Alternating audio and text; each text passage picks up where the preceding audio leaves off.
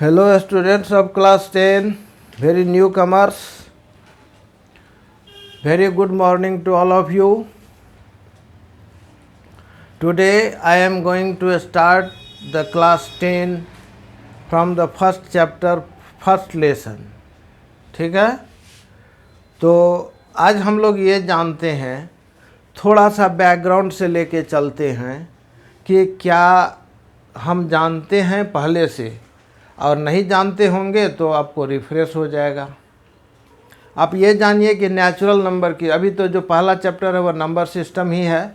आप क्लास 9 में, क्लास 7 में, 8 में वगैरह में पढ़ चुके हैं। थोड़ा सा इसी को रिवाइज किया गया है यहाँ पर, लेकिन आपको एडवांस करके थोड़ा दिया गया है ताकि आप उसको समझें। ये है, आप थोड़ा सा रिकॉल कर लेते हैं पीछे से।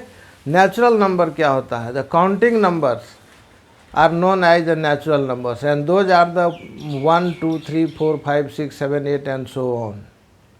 ठीक है, अब देखिए कि डिजिट्स क्या होता है, यानी अंक क्या होता है। डिजिट 0 से लेके 9 तक डिजिट है, यानी अंक है, यानी 10 हुआ।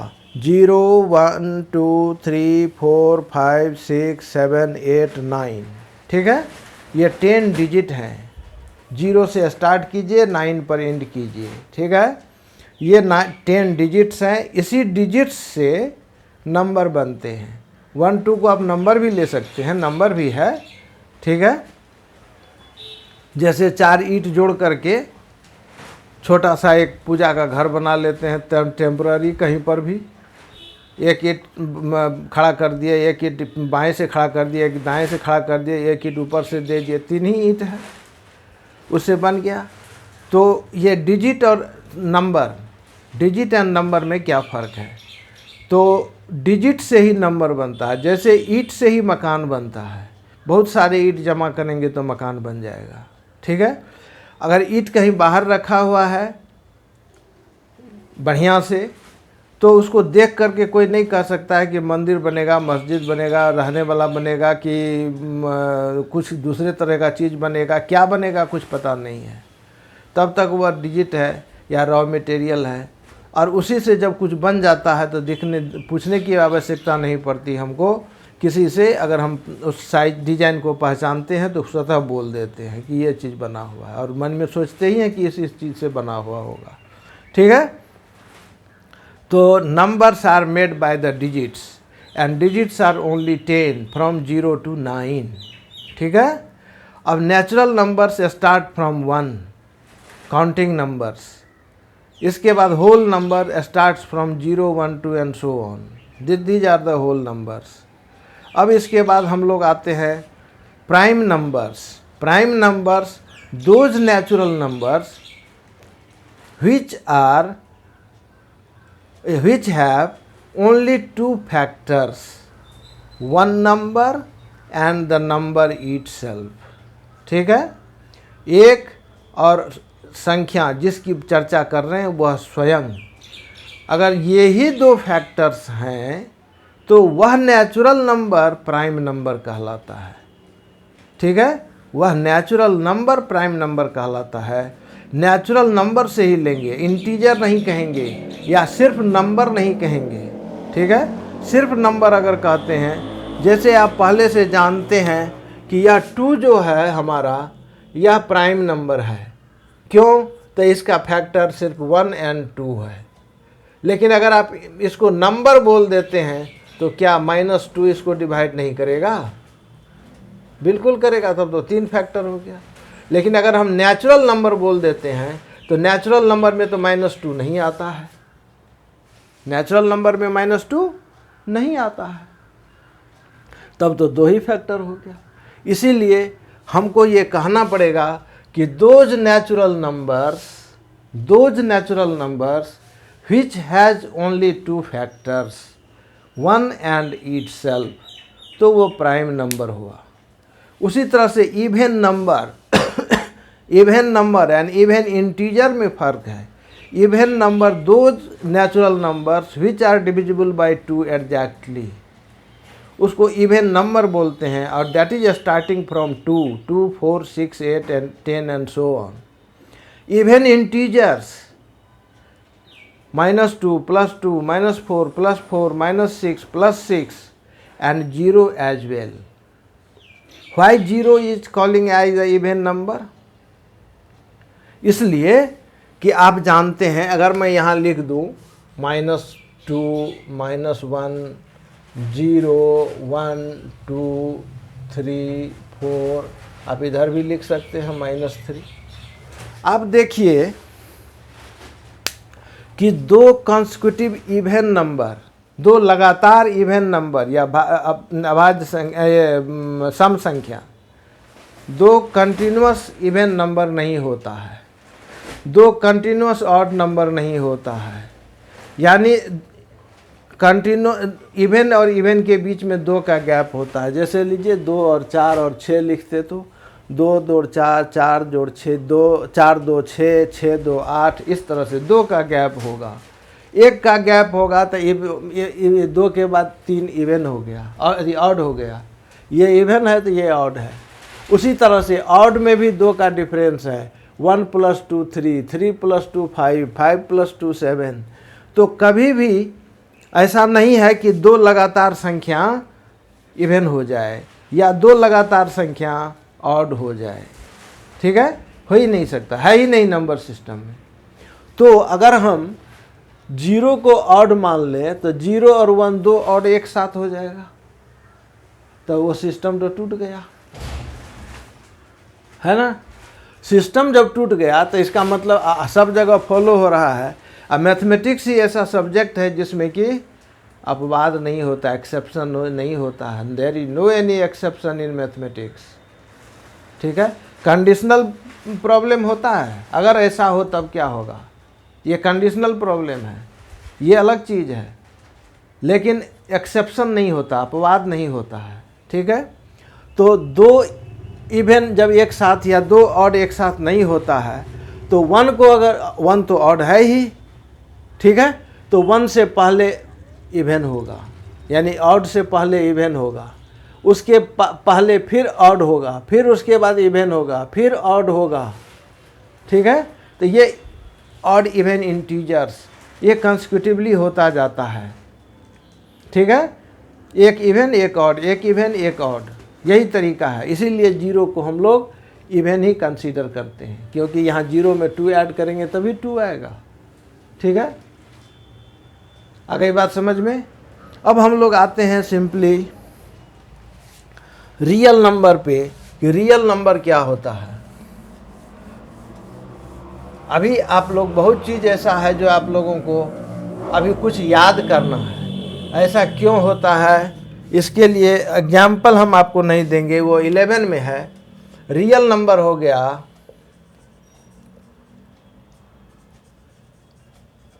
रियल नंबर, वास्तविक संख्या।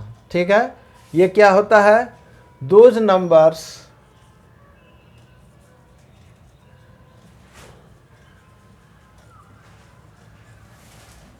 which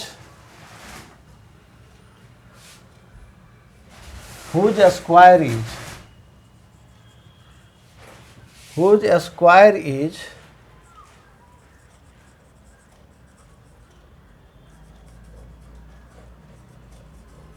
always positive. ठीक है, ऐसा नंबर या ऐसा नंबर सेट, दो set of numbers whose square is always positive is known as the real numbers।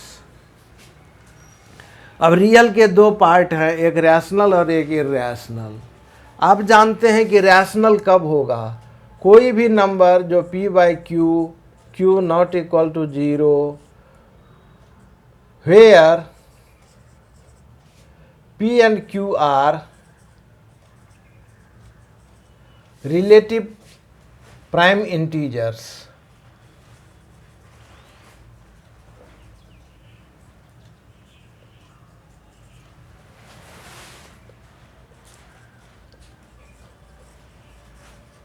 relative prime integers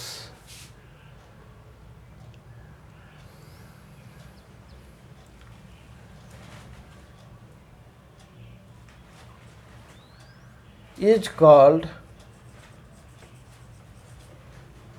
rational number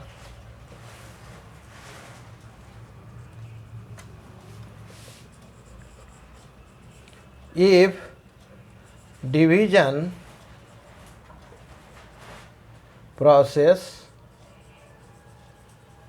is either terminating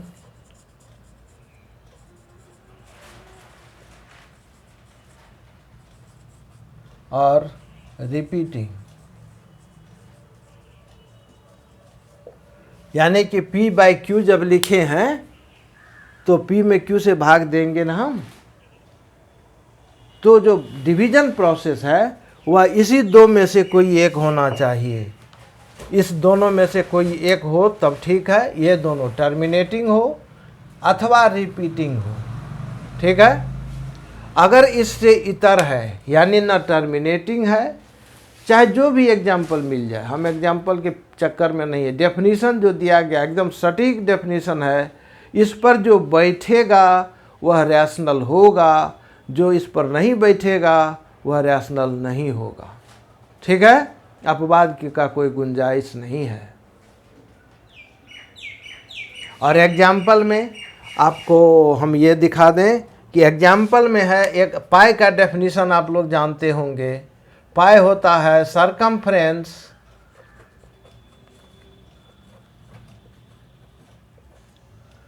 bye diameter of the same circle. ऐसा नहीं कि एक का circumference ले लिया दूसरे का डायमीटर ले लेंगे, ऐसा नहीं। तो सरकमफ्रेंस और diameter of the same circle, the ratio of circumference and diameter of the same circle is known as the pi. और पाई को चूँकि ये भी P बाई Q के फॉर्म में है तो ये भी रैशनल होना चाहिए, लेकिन पाई रैशनल नंबर नहीं है। क्यों नहीं है? तो एक ही कारण है, दूसरा कारण नहीं है कि इसका डिवीजन जो है वह 200 डिजिट्स तक एक्सेप्टेड है अभी। चूँकि अगर कोई 2000 या 2 लाख डिजिट्स तक की बात करे तो उस डिवीज़न को कोई चेक करना भी एक आसान काम नहीं है, होगा नहीं आसानी से। ठीक है, और चेक करने वाले भी पजल हो जाएंगे। तो 200 डिजिट्स तक जो इंटरनेशनल मान्यता प्राप्त है, ठीक है, उसमें ये देखा गया है कि division neither terminating nor repeating, न टर्मिनेट कर रहा है न रिपीट हो रहा है। तो कहा कि भाई हम तुमको इस डेफिनीशन के अनुसार तुम इसको फुलफिल नहीं करते हो, इसीलिए तुमको हम रैशनल नंबर के सीरीज में नहीं रखेंगे, ग्रुप में नहीं रखेंगे। ठीक है, एक भी है तो है, तुम अब सर्च करके आओ कि हम यहाँ से इतने डिजिट के बाद रिपीट करेंगे और देखने के बाद अगर सही हो जाए तो ठीक है, हम मान लेंगे कि तुम रैशनल नंबर है, नहीं तो हम मानने को बिल्कुल तैयार नहीं है। ठीक है,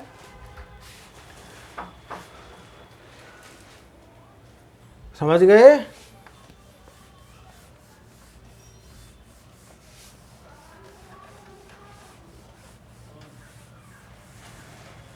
और अगर दोनों में से कोई नहीं है यानी नॉन टर्मिनेटिंग नॉन रिपीटिंग है तब तो रियल नंबर तो है, चूँकि सरकमफ्रेंस भी रियल नंबर है, डायमीटर भी रियल नंबर है।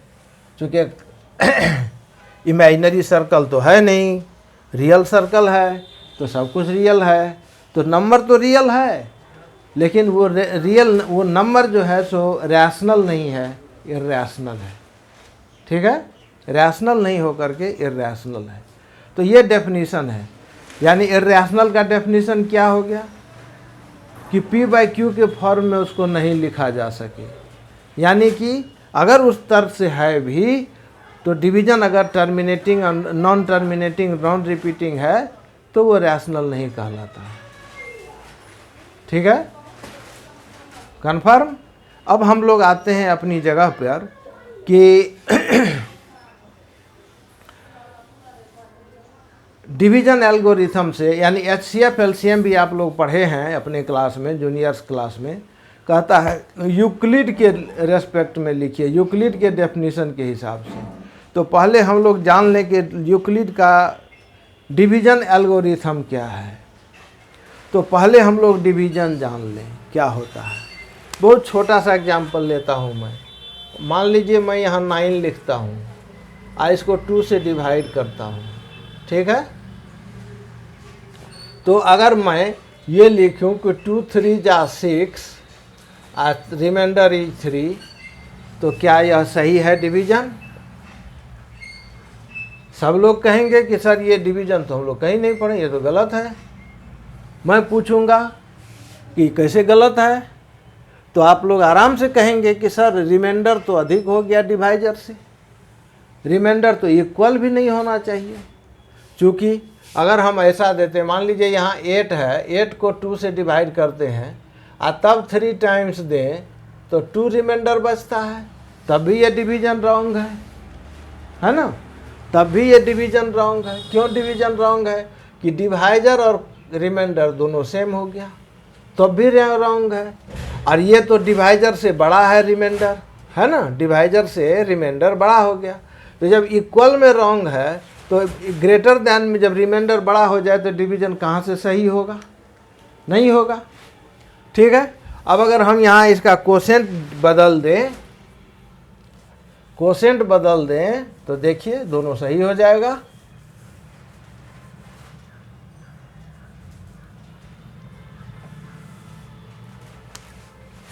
अब यहाँ 4 टाइम्स देता हूँ तो ये 4 2 जा 8 -1, और यहाँ पर 4 टाइम्स देता हूँ, यहाँ 8 यहाँ 0।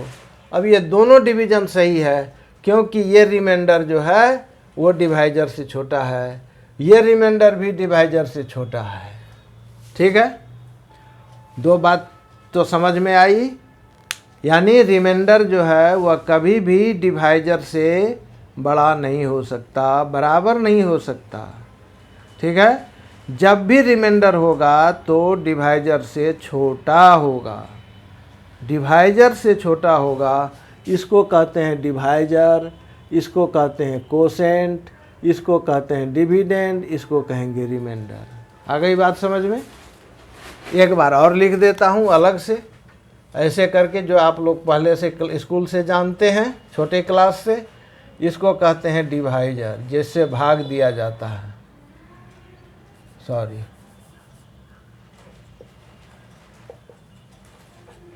इसको कहते हैं डिविडेंड। यहाँ रहता है वो कोसेंट कहलाता है।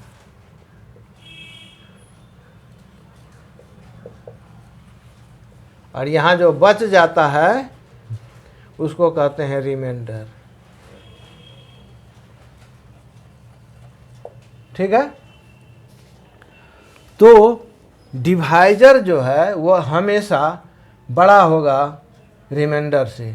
यदि डिवाइजर, डिवीज़न सही है तो divisor must be greater than remainder, ठीक है। इक्वल और लेस होने का तो सवाल ही पैदा नहीं होता है। हर हमेशा डिवाइजर रिमाइंडर से बड़ा होगा। अगर नहीं है तो आपको कोसेंट बदलना पड़ेगा। अगर नहीं, जैसे यहाँ 3 से दिए थे तो डिवीज़न गलत हो गया तो कोसेंट बढ़ा दिए, 4 हो गया, ठीक है। यहाँ भी कोसेंट 3 दिए थे तो डिवीज़न रॉन्ग हो गया, और कोसेंट बढ़ा दिए तो डिवीज़न सही हो गया, ठीक है। तो जब भी रिमाइंडर डिवाइजर के इक्वल या ग्रेटर हो जाए तो इसका मतलब कि हमको कोसेंट बढ़ाना पड़ेगा, ठीक है।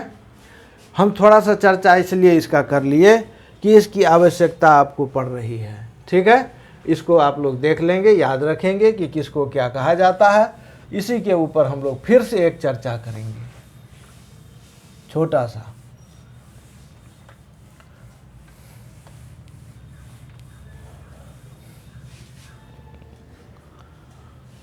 अब जैसे देखिए कि यहाँ मैं 23 लिख रहा हूँ। अब इस 23 को अगर हम 2 से डिवाइड करेंगे तो क्या होगा? या मान लीजिए 22 ही है, तो 2 से डिवाइड करेंगे तो उस स्थिति में 2 1 जा 2 कैंसिल हो गया, और फिर ये 2 आया, 2 1 जा 2 हुआ, ठीक है। तो रिमाइंडर 0 हो गया, यहाँ 0 लिख देते हैं, रिमाइंडर 0 हो गया, सही है। अगर यहाँ पर 2 से डिवाइड करेंगे और 21 दे दें तब 2 1 जा 2, ये कैंसिल हो गया, उतर गया 1, नहीं मिलेगा 0, ये रिमाइंडर हो गया। तो दोनों डिवीजन सही है। अब अगर कोई नंबर लिखते हैं तो और 2 से डिवाइड करते हैं, कोई भी नंबर यहाँ लिखें और 2 से डिवाइड करें तो रिमाइंडर सिर्फ 0 या 1 हो सकता है। 2 होगा तो डिवाइजर के बराबर हो जाएगा, तो इसका मतलब कोशेंट बढ़ाना पड़ेगा। 3 होगा तो कोशेंट तो और बड़ा, रिमाइंडर और बड़ा हो गया तो कोशेंट निश्चित बढ़ाना पड़ेगा, है ना, कोशेंट को निश्चित बढ़ाना पड़ेगा। तो 2 से डिवाइड करेंगे तो रिमाइंडर सिर्फ 0 और 1 आएगा। इससे इतर अगर रिमाइंडर आ रहा है तो आपका डिवीजन गलत हो रहा है, आप कोशेंट बढ़ाइए, ठीक है। अब इसके बाद अगर इसी को हम लोग 3 से डिवाइड करें, कोई भी संख्या यहाँ है 3 से डिवाइड करें तो रिमाइंडर हमको 0 1 और 2 आ सकता है, ठीक है। 3 से डिवाइड करेंगे तो रिमाइंडर हमको 0 1 और 2 आ सकता है। अगर 3 आ गया तो गलत हो जाएगा। 3 से डिवाइड करें और 3 रिमाइंडर आ जाए तो गलत हो गया। जैसे हम लोग यहाँ लिखे थे ना, अगर मान लीजिए यहाँ 9 में 3 से डिवाइड करें और 2 टाइम्स दे दें, 3 2 जा 6 और 3 रिमाइंडर हो गया, तो गलत हो गया कि नहीं, ठीक है। ये डिवीजन गलत हुआ ना। जो क्यों गलत हुआ कि डिवाइजर और रिमाइंडर इक्वल हो गया। अब हमको कोशेंट को बढ़ाने की आवश्यकता है। अगर हम यहाँ कोशेंट बढ़ा दिए तो 3 3 जा 9 और ये रिमाइंडर हो गया 0। अब डिवीजन सही है, ठीक है। तो जिससे भाग देंगे संख्या में उतना ही रिमाइंडर हो सकता है। 2 से भाग दिए थे तो 0 1, 2 ही रिमाइंडर हो सकते हैं। और काउंट करेंगे कहाँ से, 0 से, तो 0 और 1 ही रिमाइंडर हो सकते हैं। 3 से डिवाइड कर रहे हैं तो 3 ही रिमाइंडर बच सकते हैं, इससे अधिक रिमाइंडर नहीं हो सकता। और काउंट करेंगे 0 से तो कौन सा रिमाइंडर हो सकता है, 0 1 2, ठीक है।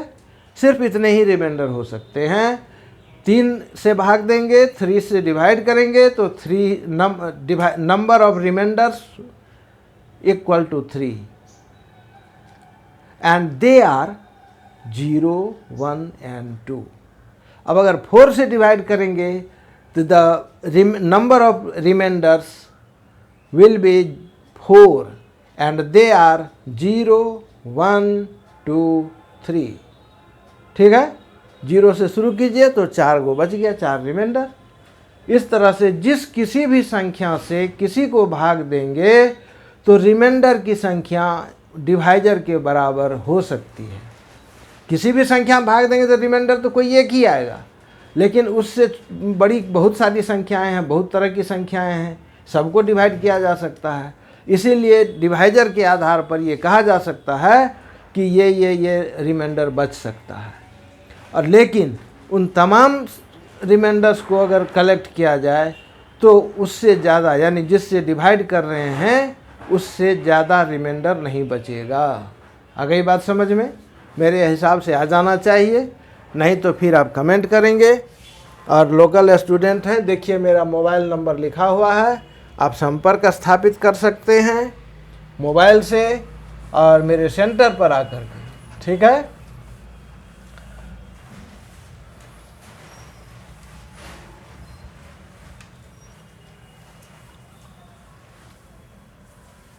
तो आज के क्लास के लिए मैं इतना ही ले रहा हूँ। फिर नेक्स्ट क्लास, आज तो नहीं कह सकता हूँ मैं, ये नेक्स्ट क्लास भी हो सकता है इसके बाद।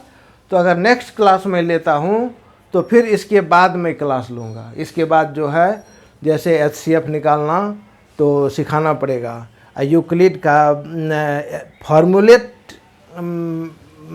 ये लेमा हम नहीं बतलाए हैं, ठीक है। फार्मूलेट लेमा चूँकि एक्सप्लेन करना पड़ता है, इसीलिए हम थोड़ा सा लिख करके छोड़ नहीं सकते, उसको एक्सप्लेन करना, नहीं तो फिर वैसे ही के वैसे ही रखे। कोई विद्यार्थी यह भी कह देता है सर ये तो आप कल बता दिए थे, आज छोड़ दिया, अब तो हो गया सर। तो ऐसे काम नहीं चलता है, बहुत सारे डिफरेंट टाइप ऑफ स्टूडेंट्स होते हैं, इसीलिए जो मैं लिखूँगा उतना एक्सप्लेन कर दूँगा उसके बाद ही मैं आगे बढ़ूँगा। ठीक है, okay, thank you for today.